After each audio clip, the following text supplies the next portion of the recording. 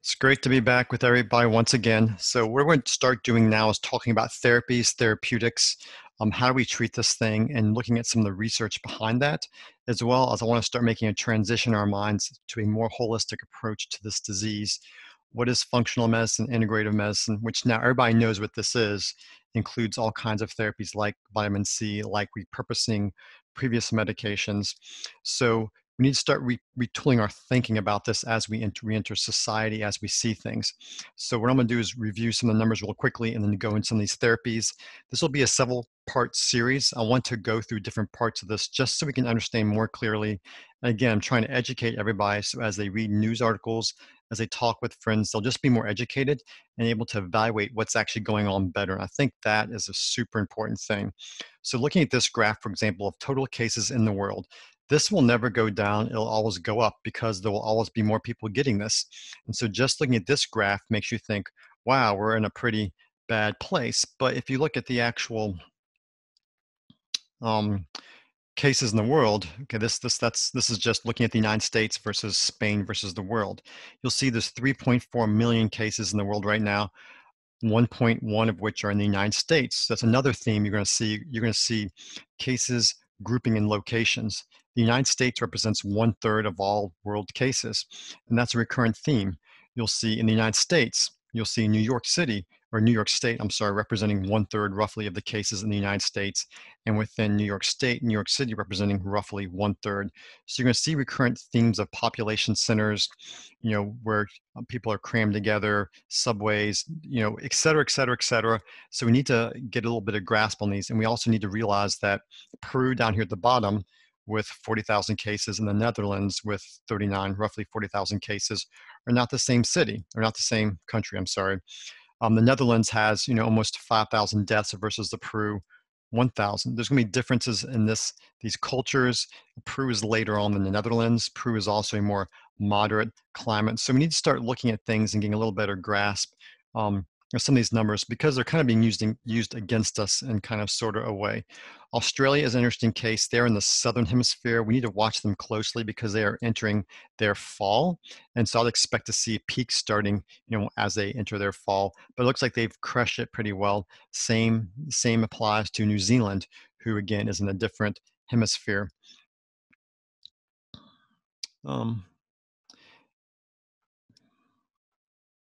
If we look at the United States versus Europe, what we see is that the United States is diverging. Even though we represent 1/3 of all cases in the world, look, we're actually doing better than Europe as a whole. And that's another thing. We have to compare the United States with Europe as a whole, not with England, not with Germany, because population-wise, we are about the same. As far as differences, each one of our states almost functions like a different country. Our Italy being New York, our Lombardy being New York City. But you see, we're actually doing pretty good compared to Europe. But you can also see they are ahead of us. They are ahead of us by about 10, 15 days on the progression of the disease. We've looked at this before, and I just kind of like to remind us that this is how this thing progresses and moves. And we are now seeing it switching to the southern hemisphere. So I click these buttons, things are a little slow. Again, this is a different graphic representation of case distribution throughout the world. And you look at this blue right here, the United States, again, 33.1% of all cases in the world are in the United States. So we also are the biggest tester to date in the world. So we're going to see that overrepresentation. It could be because we're testing more. We need to just have these things in mind. If you look at the daily cases worldwide, it actually is leveling off. Okay, so worldwide we've had a leveling happen. Again, 1/3 of the cases are in the United States. If you look at Sweden, which has not closed, which actually never really closed down per se, they didn't have a peak. They've had a steady dribble, so to speak, and you'll see that, and it's going to kind of flatten down later out here, probably mid to late summer as they actually hit herd immunity.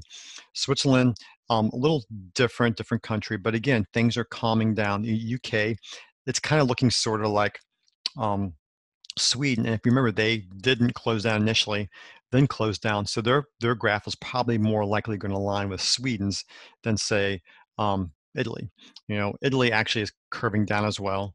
And then as we move on, looking at the United States, similar thing. There's 1.1 million cases in the United States, 315,000 of which are New Jersey. So again, this 1 to 3 divide, and the same thing with cases with New York City. So again, these are all different areas. You can't look at Indiana and Ohio, which have roughly the same amount of cases and the same amount of deaths, and then say, well, they should follow the exact same policies as New Jersey, which has almost 10, 15-fold more cases, as well as multiple more deaths, almost 25-fold more deaths than Ohio and Indiana. We need to have an individualized approach to this whole thing.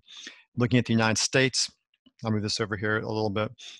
We see we're kind of coming down on the back end of things. Right now it's May 2nd. So if I put on May 2nd, that's where that line right there is. And we're seeing the same kind of phenomena happen with other states. This is New York. Again, they are coming down. We all should be familiar with this. California, the biggest state in the country with 39 million people. Look, it never really even got close to capacity. Florida and California look very similar, but Florida is the oldest as far as population state in the country. And then Georgia, looking a little different. And finally, where I live, Virginia, we're not seeing a massive change or flux in what is going on with this. So let's kind of switch over here now and start talking about some treatments. So what we're going to do is I'm going to talk about our way forward. We've talked about this before, public policy. That's what's happening right now with our politicians, our representatives trying to figure out what we're going to do going forward. Prevention I've already talked about. We've discussed in our COVID-19 survival guide, which is available on our website. And we'll be coming back around to this in a later session.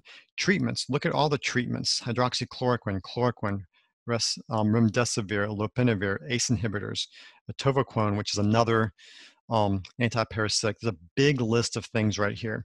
I'm not going to discuss all of these, but I do want to focus on some of the big ones just to help us understand what is actually going on with these therapies, because there's been a lot reinterpretation of data, misrepresentation of data. So let's kind of review a few of these just to kind of help wrap our brains around.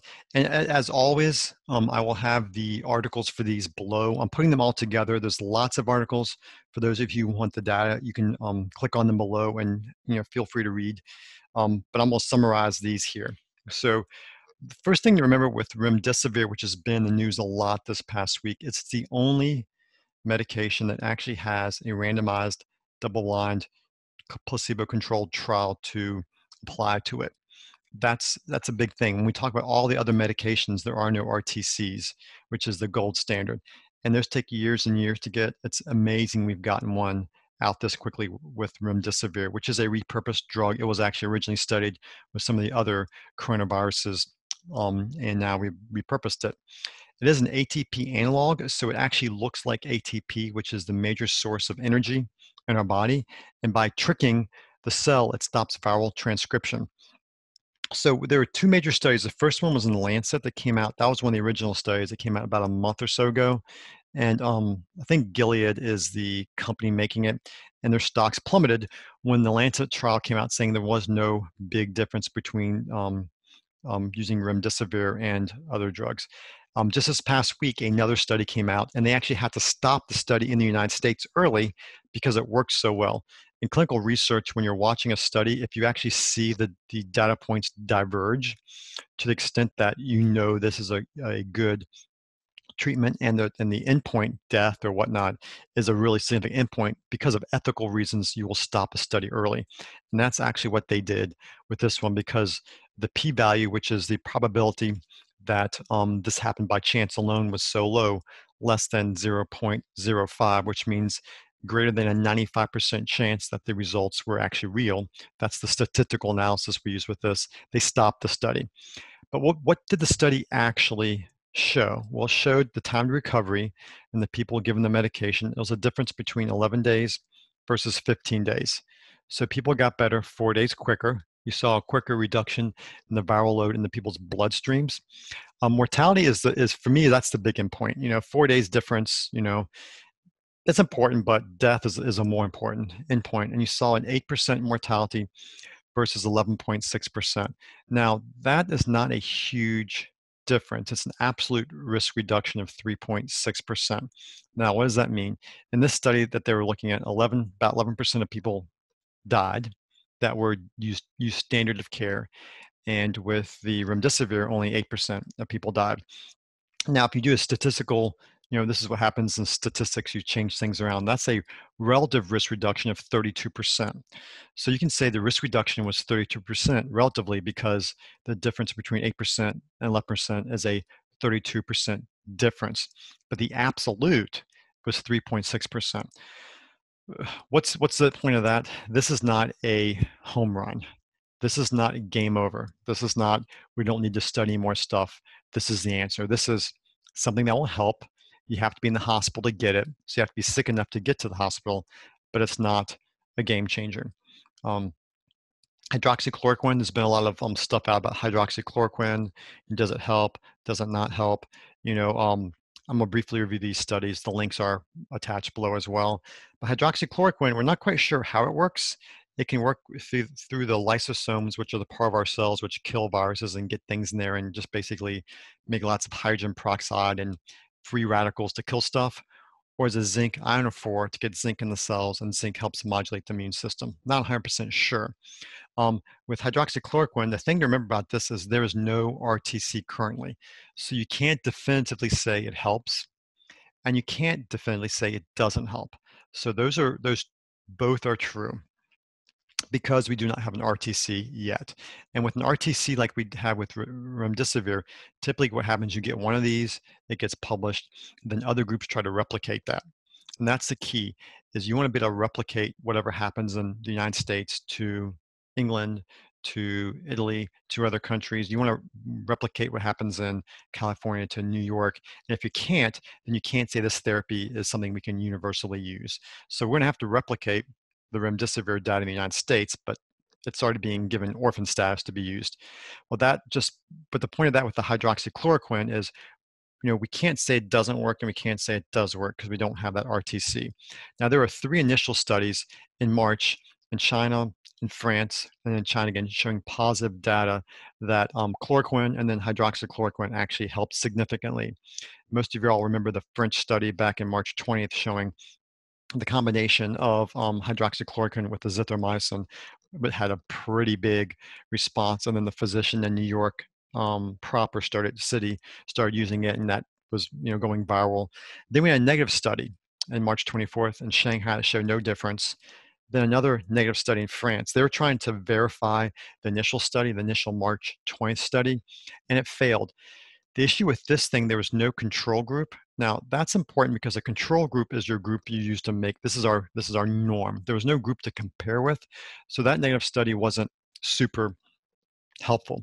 The one that came out this past week that changed all the news was this VA study looking at hydroxychloroquine showing it actually was harmful. They actually saw more deaths with hydroxychloroquine and hydroxychloroquine plus azithromycin.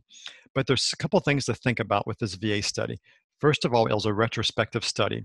It was just looking back at what people have been given and looking at outcomes. It wasn't an active study trying to see if this drug would work. It was just looking back for markers to see if it might or might not work. So that's retrospective studies are not as powerful and reliable as randomized trials are. The other thing is this was an older VA group. So this was a sicker group of people.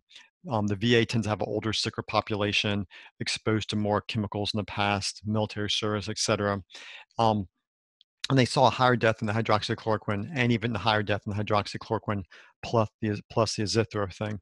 But these were not the same groups. They were different groups, and they were sicker groups as well. So interesting information. It makes us pause a little bit as far as the therapy for this, but it does not absolutely say, hey, it doesn't work. So we're going to, next time around, talk about convalescent plasma and some other medication treatments.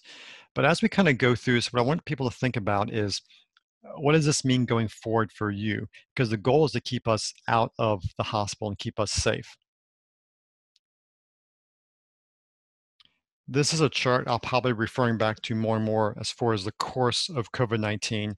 And there's 3 phases of COVID-19. Phase 1 is the infection phase. That's where, whoever's getting it, no one knows. That includes the 50% of people that have no symptoms. That includes the exposure to the population in general, okay? Just when this thing's floating around there. Phase two is the 80-20 split. That's the 80% of people who get exposed to this and get better. That's where someone got sick during January and February. They got lost their nose, their smell, got G upset. They had some respiratory problems for 4 weeks. Maybe it's also including that 50% of people with no symptoms. These people got better. The 20% are those who need some kind of hospital care and move on to the hospital. That's the phase three. If you go into the hospital, you're sicker, you've got more stuff going on. And of that group, about right now, the mortality rates in the United States are much better. We're looking at probably 0.6%, but of mortality in all. But of this 20%, about 5% that get in the hospital will actually need some kind of hospital ventilation. I'm sorry, some kind of intensive care, which will include potentially ventilation. Of the ventilated group, mortality is terrible. So with some of this data, our goal is to say, how can we get more people to go towards the left? Is there anything we can do for this 80% of people that have immune success? Can we bump that up to 85%? So that instead of 20% of people going to the hospital, it's only 15%. Are there ways to boost our immune system? And the answer to that is yes. And we're going to talk about that later as we go through this series to talk about oxidative stress and the new theories behind COVID-19 infection and actually why we see what we're seeing with it, which also gives us more treatment modalities and things we can do for it. Hopefully this was helpful. If it was, please share with friends and family. We're going to be doing this series to help retool our thinking. If you like it, give us a smiley face, share it. That's how this information is shared. Other information is also available on our website. Take care and have a great day.